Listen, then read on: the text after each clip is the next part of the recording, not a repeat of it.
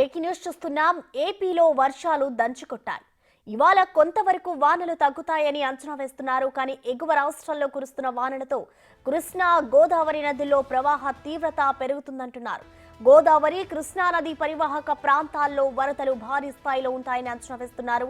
ఏపీలో చాలా జిల్లాల్లో వర్ష ప్రభావంతో రవాణా వ్యవస్థ స్తంభించింది. వందల గ్రామాల మధ్య రాకపోకలు నిలిచిపోయాయి. భారీగా పంట నష్టం జరిగినట్లు అధికారులు చెబుతున్నారు.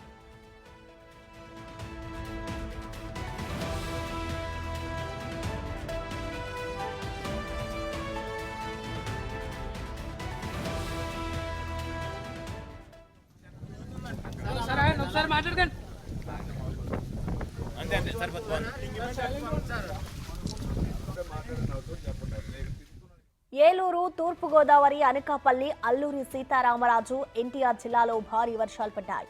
అక్కడి చెరువులు, వాగులు పొంగిపొర్లాయి. దీంతో గ్రామాల మధ్య రాకపోకలు నిలిచిపోయాయి. చాలా చోట్ల రోడ్లు కోతకు గురయ్యాయి. రహదారులపై పెద్ద ఎత్తున నీరు చేరడంతో పనులు చేసుకోవడంలో ఇబ్బంది పడ్డారు. ఏపీ వ్యాప్తంగా 1,00,000 ఎకరాల్లో పంటలు దెబ్బతిన్నాయని అంచనా వేస్తున్నారు. ఉద్యాన పంటలు దెబ్బతిన్నాయి.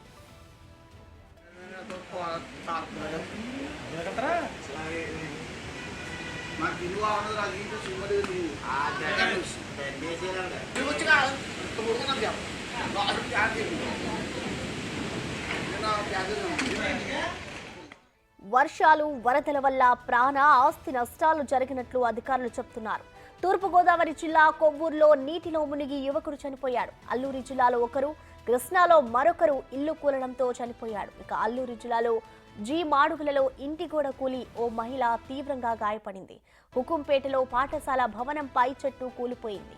స్కూలుకు ముందు సెలవు ఇవ్వడంతో పెద్ద ప్రమాదం తప్పింది.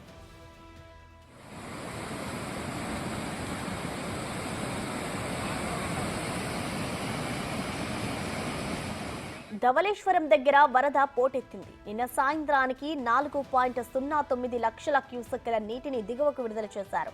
ఇవాళ కూడా ధవళేశ్వరం దగ్గర భారీ వరద మరింత పెరిగే అవకాశం ఉన్నట్లు అంచనా వేస్తున్నారు. ఇక రేపటిలోగా మొదటి ప్రమాద హెచ్చరికకు వరద చేరుతుందని అంచనా వేస్తున్నారు అధికారులు.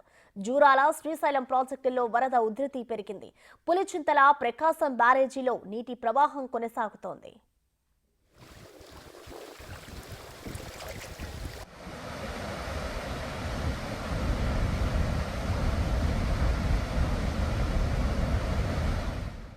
తూర్పు గోదావరి, ఏలూరు జిల్లాలోని చాలా గ్రామాలపై వరద ప్రభావం భారీగా ఉంటుందని అధికారులు చెబుతున్నారు.